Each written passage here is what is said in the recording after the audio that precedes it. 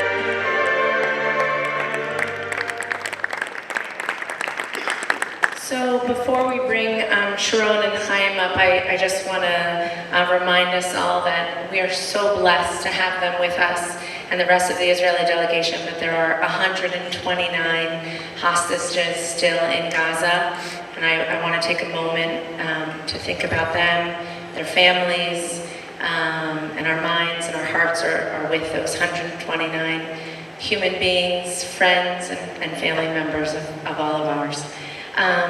So I would like now to welcome Sharon up to the stage. I had the privilege of meeting her just a little while ago. She has 4 children. She is here as the mother of, I'm getting this, of Shir, I know. The mother of Shir, who's playing volleyball with the Israeli delegation. And she is a resident of Kibbutz Be'eri. Sharon, welcome. Hi, thank you. Thank you. I'd like to invite up another special guest, Haim ben Hemo. He's a resident of Zohar community, and he's 42 years old, father of 2 of our athletes today, and has a 3rd child, Ziv and Idam. They are also volleyball players, and they represent Israel in these delegation games. We'll start with you.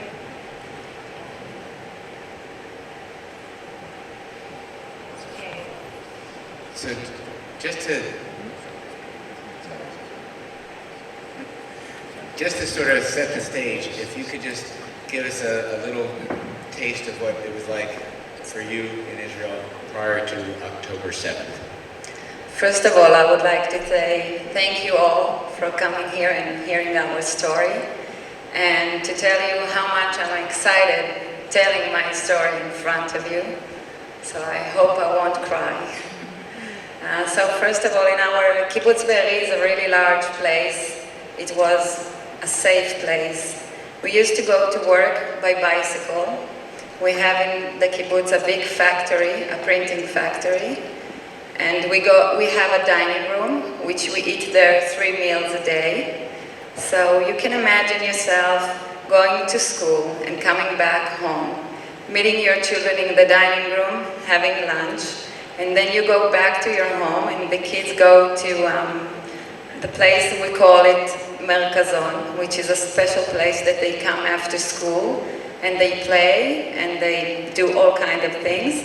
And then they ride back around 5 o'clock, and they go to play basketball, to play volleyball, to go to see their friends. We never in our minds thought that something like this could happen. We felt so safe. I love Kibbutz Be'eri. I think it's the most beautiful place on earth. Thank you. For me, it's I have 2 jobs for my community. I'm head security in my moshav. It's not kibbutz. It's like a village, it's different. It's moshav, and I'm also a father. I have 3 kids. In the morning, in 7 October. 6:30 in the morning. Oh, it's before. Before. Yeah. Before we do it, we party in Chag Simchat Torah. But people used to come to the kibbutz, workers from Gaza. Okay. אני אדבר בעברית, כן, זה יותר There's מצוין. probably people better equipped to translate, but we'll try. ב-5 לאוקטובר, 5 לאוקטובר, הגיעו אלינו פועלים מעזה, הגיעו לו פועלים מחברון, בונים לי את הבית כרגע, הבית שלי, אני בונה בית חדש, והבית שלי נהרס בגוש קטיף בשנת 2005, אבל הבית שלי לא יהרס עוד דבר. What Haim is saying that before October 7th, he felt really safe in his moshav. He even had workers coming from Gaza, coming from Hebron, to build his new house, which he really, during September, he started to build his house, and he felt really safe, because workers from Gaza came to build there. He paid them a salary, he invited them to lunch with him in the moshav. הם עובדים אצלנו בחקלאות, הם מביאים פרנסה לבית שלהם, אנחנו דואגים להם להכל. לא היה מצב כזה שהיה בינינו חילוקי דעות, כי באמת נתן לנו את ההרגשה שישראל זה בית. וכיהודים אנחנו יודעים לתת את ההרגשה הזאת שאם אתה אורח שלנו, אתה בן בית. The workers, they also worked in Israel in agriculture, and what Haim is saying, that as the employee, he always gave them the feeling that they are more than welcome to come to work in Israel, to get a good salary to go back home. And they didn't fight with each other, they always spoke to each other really respectfully. And so... זה המצב שלנו כרגע היום, אנחנו... המצב שהיה לפני כבר לא יכול להיות אותו מצב של אחרי. האמון נפגע לא רק בצד הערבי, אלא גם בצד היהודי. Just for you to understand, we trusted the people that came to work in Israel, in the moshavim, in the kibbutzim. We gave them a really welcome feeling, and we did everything we can because we knew that if they would come to work with us and they have a salary and they could support their families, then we can both sides live together. So, Haim, I think you know the picture that you've painted is peaceful, trusting, safe. I know you work in security for the last 17 years, so it was always on your mind, but maybe not necessarily this. But I think we'll move on to October 7th, and deep breath, whatever you're willing to share, whatever, you know, and we know this is... I'll stand on the side so I can see it as well. Well, what you can see here is my family. I'm married to Shai. My oldest kid is Shir. She's 16 years old. And then you can see Shoam, Shenhav, which is in the back, and Snir. Actually, this photo was taken after more than 12 hours in the safety room, without any drinks, without any food. It's after the IDF came to our house and rescued us to a safe place. But if you can look really close to my little boy, you can see the horror in his eyes. And you can also look at my dog, how frightened he is. I don't think, when you see closely in the eyes of my son Sean, you can also look, that they don't look alive. I don't know how to say. I hope that the word can express what I mean. Actually, everything started at 6:30. We had a lot of noise, like bombs and Tzeva Adom. It's what we heard in our kibbutz. And the WhatsApp family, we started to text each other to see how we are. And so what you can see here is it's at the beginning. At the beginning, we were saying, okay, how is everybody? Everybody is okay. And then after a while, we went outside, because usually after a Tzeva Adom, you hear the boom, and then you can go out, and then you hear again Tzeva Adom, and you go inside to the safe room. Sharon. A Tzeva Adom is the missile siren to tell you to go to the shelters. So after the first one, we went outside. We made a coffee because it was 6:30. We had a drink, and then my sister-in-law is writing, we have a terrorist outside of our house. And I was looking at Shai, okay, Keren is her name, she wrote that she had a terrorist outside her house. And we were looking at each other, taking a breathe in, and then Shai saw two terrorists on a motorbike just in front of us. If this is my house and I'm sitting in the porch, so something where, I don't know, the photographer is standing. There was two terrorists on a motorcycle. He took his weapon, he was shooting at them. They fell on the side, and then we ran, both of us, straight to the shelter room. And we saw through our eyes, our Jeep is on fire. And we said, okay, now this is really, really strange.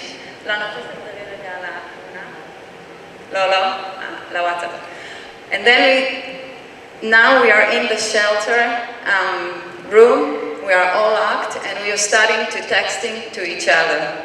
So we're saying to everybody, how are you? Please say hi, say something that we know that you are all okay. And as you can see, I don't know if you can read so far, but the kids are saying, we're fine, how are you? We're fine. And then all of a sudden we hear them trying to open our door. They were shooting to the door of the house, breaking the door, and go into our house. We are inside of the room, and we hear Arab inside of our house. They were breaking things, stealing things. You can hear a lot of people. I don't know, try to understand that you're inside the room, but you can hear Arab inside your house. They were calling, Tail, which means come, over here. And you're inside the small room, you know that you're not gonna survive it. Because you know the minute they open the door, you're dead. The shelter room is a really small place. And what we did, because we knew through the WhatsApp texts that we had in the kibbutz that they are shooting through the door and through the window, we put all our kids under the bed. We moved the bed a bit.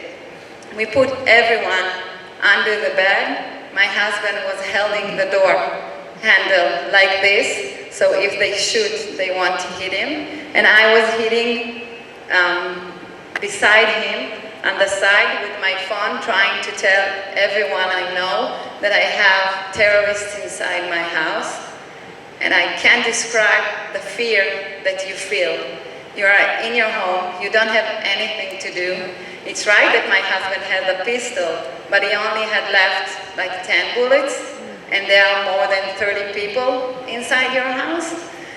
And the first time that they came in, they didn't try to open the mamad door, and then they left. So we did like, okay, probably the IDF will come in another 5-10 minutes. It couldn't be that there's nobody in the kibbutz. We were sure that the IDF is in a minute. And then as the time goes by, they came another 4 times. They 4 times tried to open the door, and we were inside the room just praying for them not to go in. And in the meantime, my husband Shai has 2 sisters that live in Be'eri. One is Keren, one is Hila, and he has a mother, Pessi, which also live in Be'eri. And in the exact time that they were trying to go into our mamad, they did it in all kind of places in Be'eri. At around 1 o'clock, they break into our house, and they break into Pessi's house.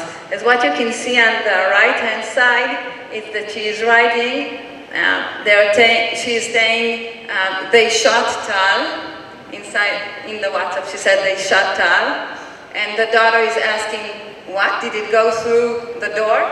And she's saying yes. In the meantime, the other sister is asking about us. Shosho is my nickname of my son. And then she said, the grandmother, they went into the mamad, they killed Zizi, and then the other daughter is doing like a march. And then my son here, you can see him writing Shema Israel. In the meantime, when he was reading here Shema Israel, we were inside the shelter place, and we just prayed and said Shema Israel because this is the only thing that we could have done. There were nobody, no IDF, no soldiers, no one. There was 30 people outside the door trying to open the door, all the kids and the dog under the bed, and all I can say to my kids, let's pray. And I'm not a religious person. So we just say, Shema Yisrael, Adonai Eloheinu, Adonai Echad. Sorry.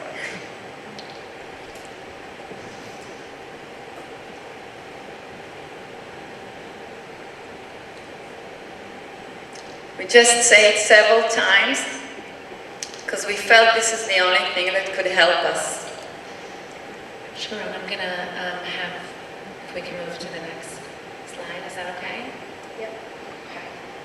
Lior. צד שני ליאור. In the meantime, this is my neighbor, which lives really close by to us. The Hamas murdered his 10 months daughter and murdered him. They were staying inside the room. She held her baby and they were shooting from outside. The bullet got through her hand and the head of her baby, and she immediately died. And then they put her under they put a blanket on her in the shelter room, and they tried to survive. And then the Hamas just burned their house, and they couldn't stay inside. They had no air at all, so they jumped on the left corner, and they told to their kids, let's make ourselves dead, and we don't move, and we're gonna be okay. But unfortunately, the Hamas terrorists came close to them and killed the father. And so the mother with 2 little boys just ran away across this grass to the neighbor. And so she survived. She's still in hospital. Her husband and her little daughter are dead. What you can see here is part of the kibbutz. It used to be beautiful houses, beautiful neighborhood. You asked me before how the kibbutz, and it wasn't looking like this.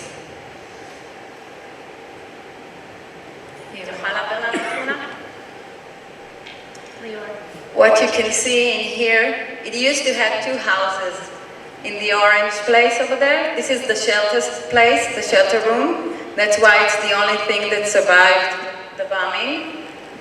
And it used to be houses and people in here.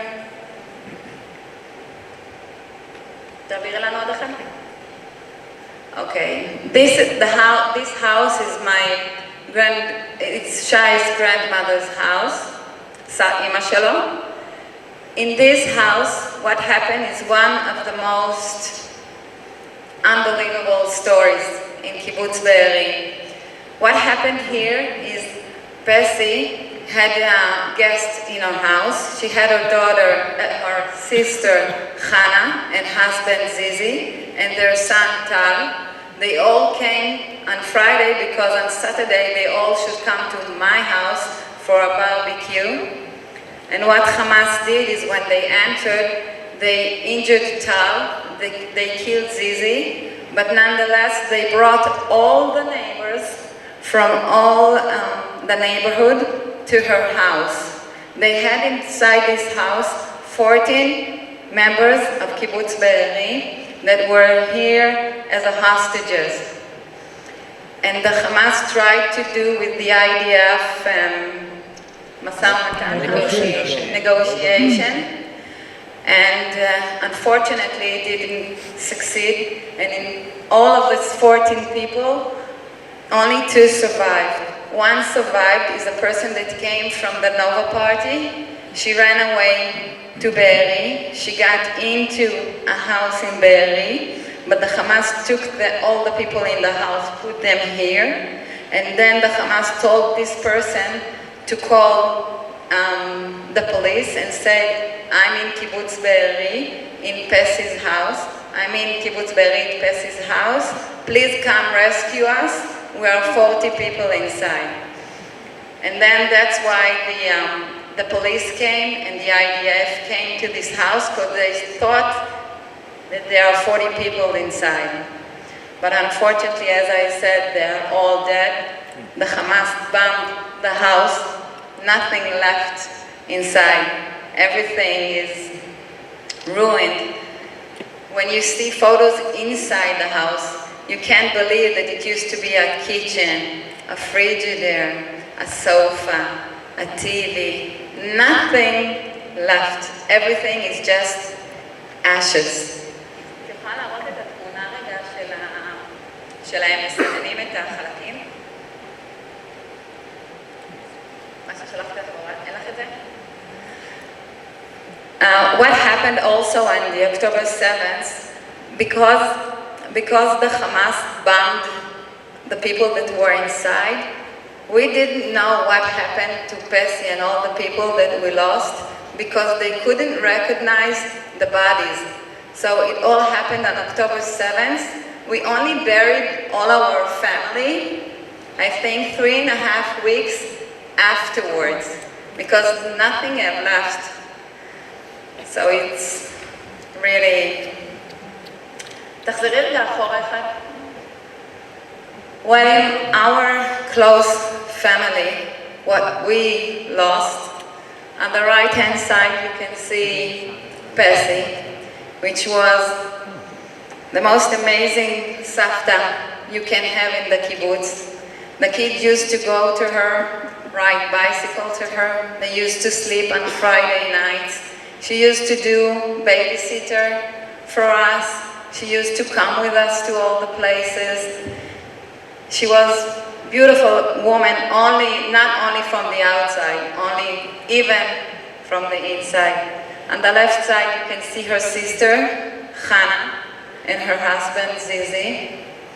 And on the left side you see the person on the left is Yona, which her son, Ohad, and her granddaughter, Mila, was born near our house. It's the burn house from the picture before. And you can see Mali. They were all 4 best friends that all been murdered on Shabbat. This is Tal, which is the son of Hannah and Zizi.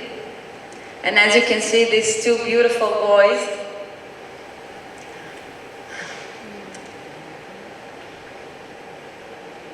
The one on the right is Alon, is Shir's best friend. Shir, the one that's here, is playing volleyball. The one on the left is his brother, Ido. And the person that you see me hugging is Chen. Chen used to be my best friend. He was like a brother to me.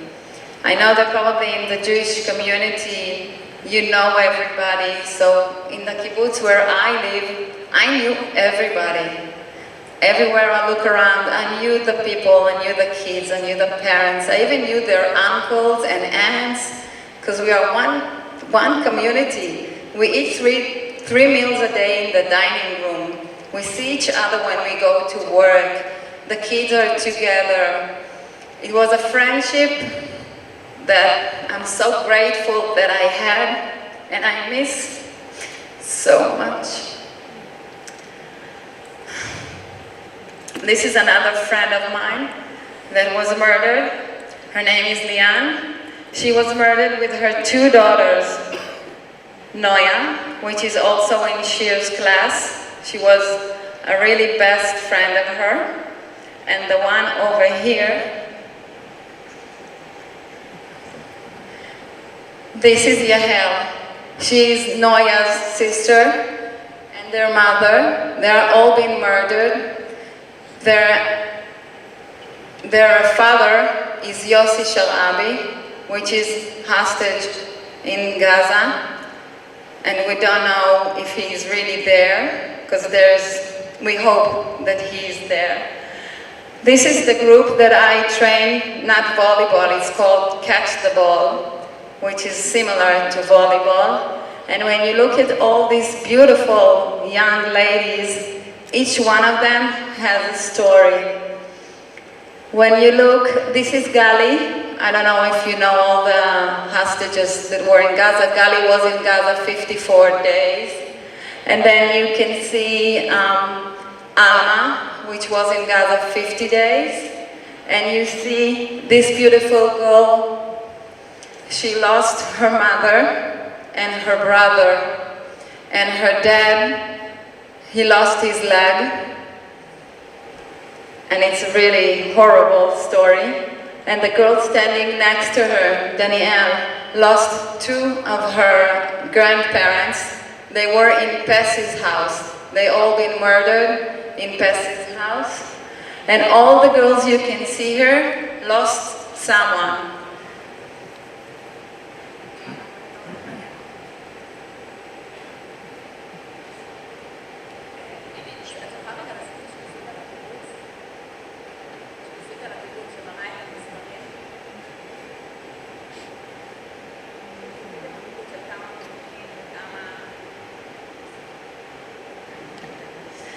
I just want to say some facts. You can see the house before the October 7th, but in Kibbutz Be'eri, we have approximately 1,300 members before the October 7th. We lost 100 members of our community.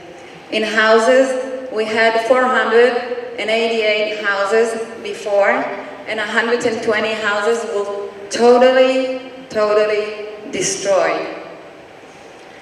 We have another 10 friends, Chavrei Kibbutz we call it. They are still in Gaza, hostages.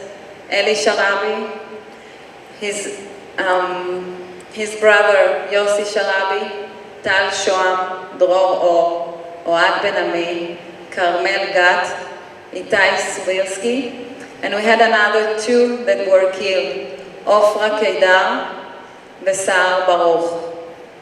And we have another person who is missing. His name is Iran Weiss. By missing is that you don't know where he is. He's not hostage in Gaza. Nobody ever found his body. But can you imagine something like this in 2023, that a person is just vanished and his family doesn't know where he is? 84 days. It's something that, I don't know. I can't believe I'm saying this to you. Thank you, Sharon. That's all for now.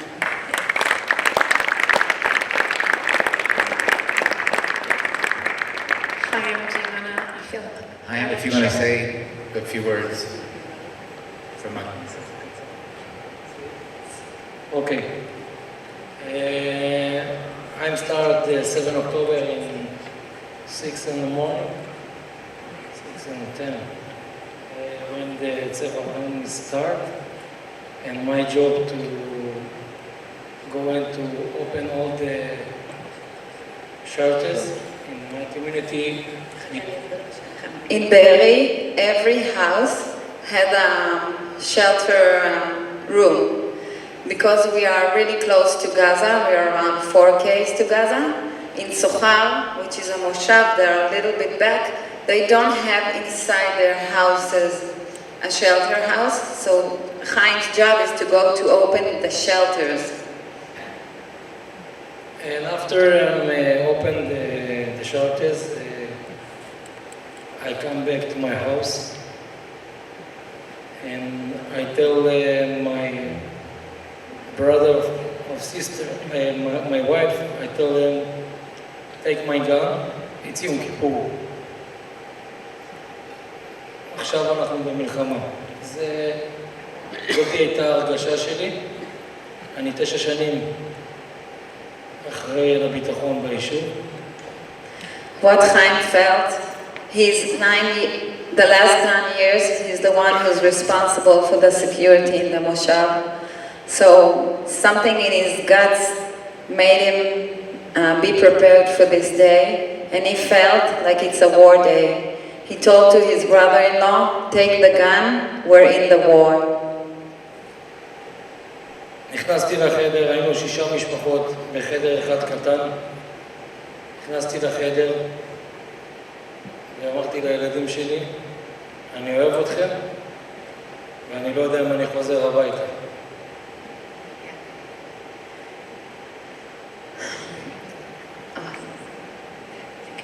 If I get it right, that you went home, you told your children that you love them, and you said that you were going to go back out and you would return to that, put them in the shelter. Yeah, he said that he's not sure that he's gonna go back, that he's gonna come back. יש פה הרבה הורים. כן. אני רוצה שכל אחד רגע ייכנס לעצמו ויגיד את המשפט הזה לילד שלידו, אני אוהב אותך, אני לא יודע אם אני חוזר הביתה. What Haim is asking you all to do is, some of you are the parents of the kids that come to the Maccabiya. So if you can just look at your kids and tell them, I love you, and I'm telling you that I'm not going to return. It's something that I think none of us can really feel what both of us felt in the October 7th. התפקיד שלי הוא להגן על קהילה של 1,000 תושבים ולשמור על הביטחון שלהם. באותו רגע אני יצאתי מהבית עם תחתונים, כפכפים ושכפ"ץ ועם הנשק שלי. My job in my community is to defend 1,000 people in the Moshav. So what I did, I just took my gun, I was with my underwear and flip-flops and just went outside. יש לה הקלטה, אפשר להשמיע להם? You're a really handsome boy over there. זה עזה, מאחורי זה עזה. תתקשרו לכולם! ירי בצומת למטה! יורים עלינו בצומת למטה! תתקשרו לכולם, אין לנו קשר! תקשרו! What he's saying that they are shooting at us, please call for help. Do it right away. They are shooting at us. They are terrorists just in front of me. בשלב הזה תעצרו! לבתים! תחו! תעצור! זה השלב שנפגשנו פנים מול פנים. אני ואז יש לי סגן, 150 לוחמי נוח'בה של חמאס יימח שמם, עומדים מולנו ואנחנו פשוט מתחילים לנהל לחימה. This was the moment when me and my deputy were meeting face to face with 150 Nukhba terrorists that came to Yesha. ההרגשה שלי אומרת, לא נלחצתי, אני לא מפחד לראות, יראו עליי מספיק בחיים. זה עוד יום שאצלנו בישראל אומרים, יושבים במשרד, ובאמת הדבר הזה לוקח אותי למקום שאני אומר לעצמי, אם עוברים אותי, עוד 4,000 אנשים נהרגים. What Haim is saying that he didn't feel any fear inside of him. He knew that if all these terrorists are going to go through him, they are going to murder another 4,000 members of Ohad, Tzohar, Yesha, Miftachim, all these Ishuvim, settlements that were behind him. עכשיו תשמיע את ההקלטה השנייה. תעצרו! לבתים! תחו! תעצור! יש פה מחבלים בצומת! תיכנס עכשיו לסיכים! עכשיו תעלה לאוטו! תעלה לאוטו! תעופו לבתים! תיכנסו לממ"ד! תסגרו על עצמכם! תחו! What he's saying there, he's saying mechablim, and he's asking people that he see they just want for a jogging, for a morning jogging, Shabbat, ta'alu la'oto, come to the car, there are terrorists in front of us, they are shooting. באותו שלב הראש שלי שואל אותי שאלה אחת. ממה שאני מתורגל וכל מה שלמדנו לעשות עם הצבא, שאלתי את עצמי איפה הצבא. זה לא הגיוני שאנחנו בלי צבא, זה היה פשוט קל מדי. המחבלים הגיעו ברמה שהם חמושים יותר מהחיילים שלנו.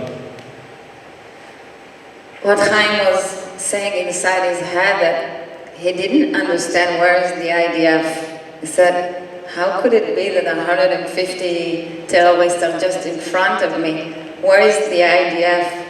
Just to do the compression in Be'eri, we had 350 terrorists inside the kibbutz and another 1,000 civilians that came to steal, kill, and take whatever they can.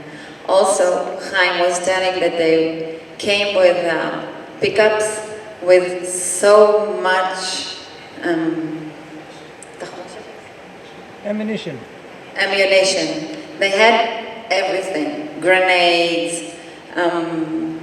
missiles, Kalashnikov. ואני עם שתי נשקים. זה מה שהיה לנו, כי הצבא בשנת 2020 לקח לנו את כל הנשקים של כיתת הכוננות, כי פחדו שיגנבו לנו אותם מהבתים שלנו. And what happened that Haim only had 2 weapons, because in Israel in the early days, like in 2020, the army took the weapons that the Ravshatzim, the security guys used to have, because they were afraid that people will steal these weapons and use it from different things. So the Hamas had tons of nashek, but Haim only had 2 guns.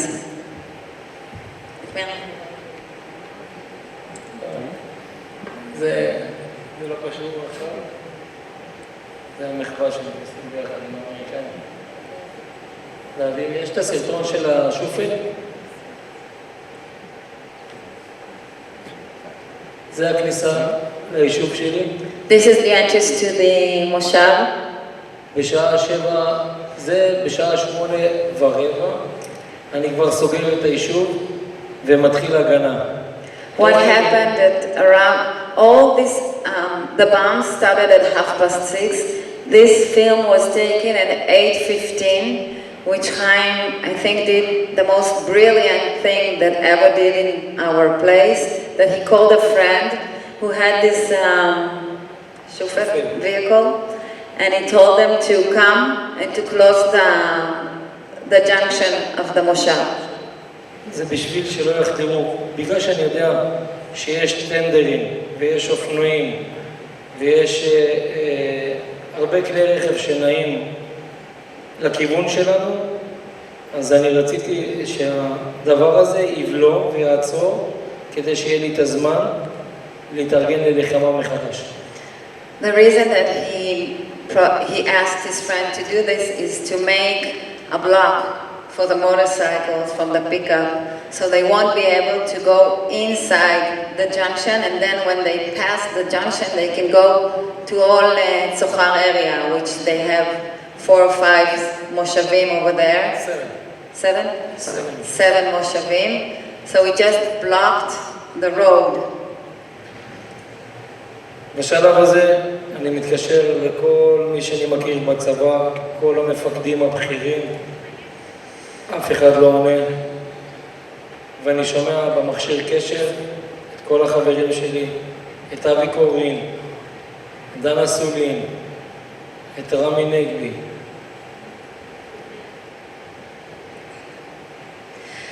At that time, what Haim is hearing in the walkie-talkie of all the people that are responsible of the defense in the area, they all were crying for help.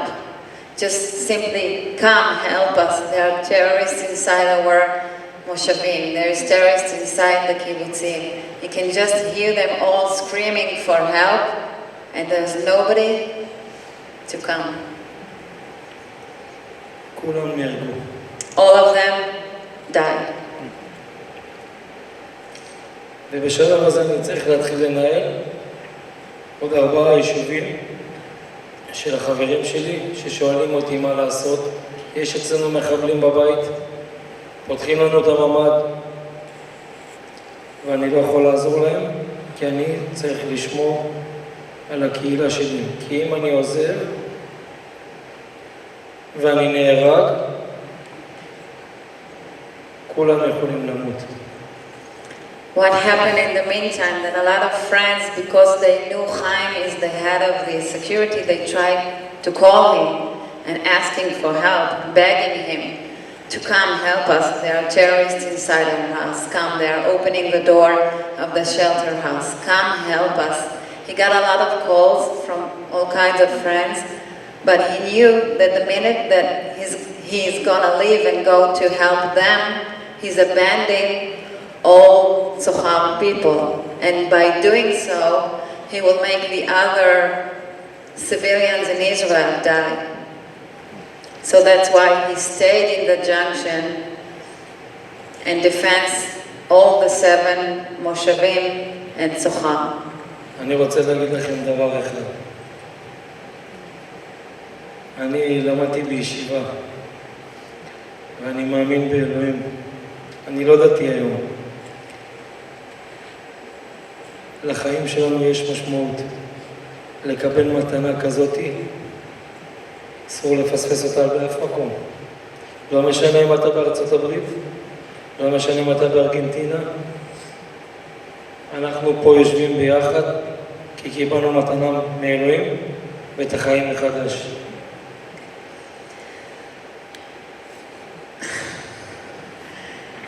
Haim is a religion person. He grew up as a religion child, but as you can see today, he doesn't have a kippah. And what he's saying is that if we survived this new Holocaust in 2023, it doesn't matter where you live, but you need to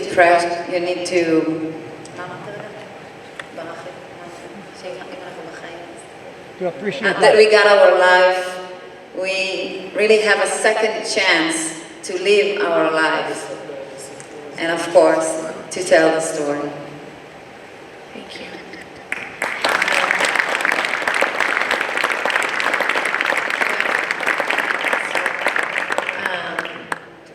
I want to say thank you.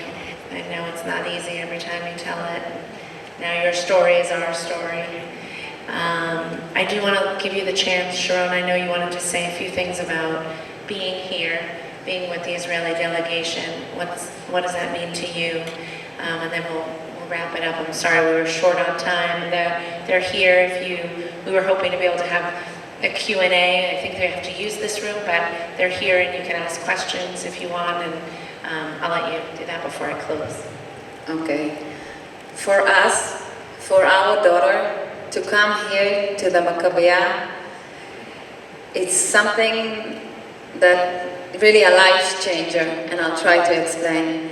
In our delegation, we have 13 girls. All these 13 girls have 13 different stories. They all live in different places now. I live in David Yam HaMelech Hotel. His girl live in Eilat. A lot of girls live, they all spread around. And by you guys inviting us to come here, you gave hope. You gave the girls aim to just simply wake up in the morning and get out of bed. These girls have suffered so much. They lost a lot of friends, families. They lost everything. They doesn't have a house to return to. Can you imagine it? And then there's a proposal, come to the Maccabiah, fly to Argentina. It's something that it's a life change. It gave them a lot of hope. It made them just actually wake up and go to practice volleyball. They haven't been practiced for more than 3 months. 3 months, because they don't have a house. And because they came to the Maccabiah, they had to practice at least once. So they had to practice. They finally meet each other.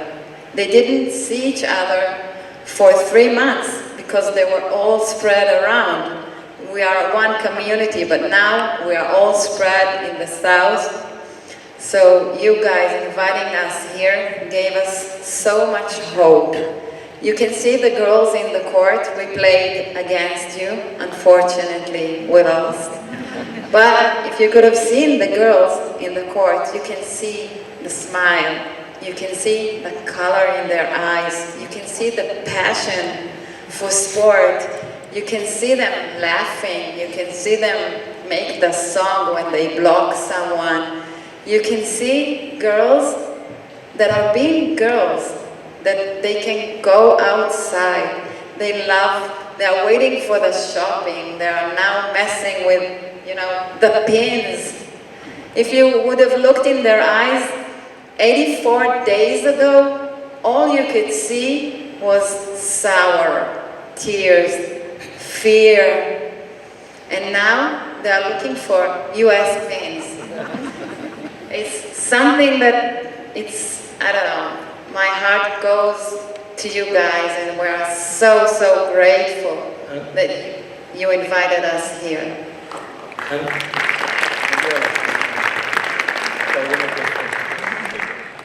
אני יכול להגיד דבר אחד שבאמת תקווה היחידה שלי יש. אני עברתי פינוי וגירוש, הרסו לי את הבית, מה שראיתם עכשיו זה לא התמונה, אבל מה שראיתם עכשיו זה מה שעברתי ב-2005. אני הבטחתי לבנות שלי ולילדים שלנו ולקבוצה הזאת שאני מלווה המון שנים. יהיה לנו בית חדש, יהיה לנו זיכרון חדש, יהיה לנו תקווה חדשה. אנחנו ננצח, אנחנו עם יהודי. מי שלא מאמין בזה, כנראה לא יהודי. Well, Haim is saying that in 2005, he used to live in Gush Katif, and after they destroyed his house, he promised his girls that he's gonna build a new house, that they're gonna have a good life, that they're gonna stay in Israel, of course. ויש לנו גורל משותף עם הילדות האלו של הקבוצת כדורעף. אני ושרון הכרנו בשם, הכרתי בפנים, אבל לא הכרתי את האישיות, את האישה שלידי. אני יכול להגיד לכם שהילדות האלו מחברות ומקרבות לבבות, ואנחנו ממקומות שונים, מקיבוץ, ממושב, מקהילה כזאת או אחרת, דתי, חילוני, לא משנה. הכדורעף שלנו ינצח, למרות שאנחנו לא מנצחים כרגע, אבל אנחנו ננצח. What Haim is saying that we came from different places, but I'm a kibbutznikit, you can say, I don't know. He's a moshavnik, but the volleyball team united us. They made us come here, they made us train. Maybe they are not winning, but for us, they are so the winners. And what we can say, רק משפט אחד, וזה הגורל המשותף שלנו עם ארצות הברית, זה חיילי המרין, זה... This is the Marine soldiers. זה אבי. הייתי חייב לעצור את התמונה כי משום מה לא יודע, הוא נהרג. זה רבש"ץ של קיבוץ חולית. הוא נהרג. This is Avi, is the one who's responsible for קיבוץ חולית, and he is מה murdered. שאתם רואים פה זה באמת את האחווה ההדדית בין האמריקאים. זה בעצמנו באילת, בספינה הם באו אלינו. This is the Marines force of the US, and that they come to Eilat with the special ship. אם אתם רוצים, זה קטן, ממש קטן. זה, אני אגלה לך סוד, זה מול בארי. תודה. זה מלפני זה מנהרה? זה המנהרה שיש להם מול בארי. תדמיינו לעצמכם כמה מחבלים יצאו מהדבר הזה. So, thank you. Sorry, Really, We just want to say just a few words. Nowadays, both of us live in the hotel, well, which you can, I don't know, you can understand how is it to live in the hotel. Like you guys, you came to a vacation for 10 days. It's really fun, nice. You're having a really good time. But try to imagine living like this for a half a year. it's only living like this for a half a year. It's really, really hard. But what I want to say, just to closure this horrible event, what we've been through is nevertheless a Holocaust, that's for sure. But when we look ahead, we know that there's a lot of good things ahead of us. And we know that all the Jews around the world are hugging us from miles and miles and miles away. Because what we wear and what we brought over here, it's all donations of really, really, really good people. And without getting into much of politics in Israel, which was really shame for the last 1 year, we have the most beautiful people. Am Israel Chai, you say it, but really, we get the love from the people. We can feel the love across miles and miles and miles away from the US, from Argentina, from all over the world. We really feel it, and we want to say thank you for all the love that you sent to us. We want to say thank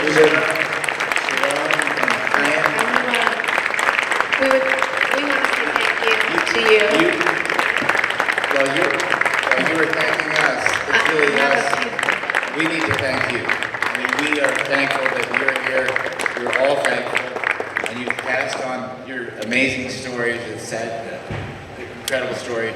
And it's our obligation now to take that story and tell the stories to the rest of the world. We need to do And this. if you have any questions, you can come ask us over there if you have time. Yeah, that would be great. I do want to point out a few people here who really made this possible, who actually brought this delegation. There's Ricky in the back there, and Miguel. He's the most important thing in the world. I love you, Ricky. Ricky ומגל, אני אוהב אתכם.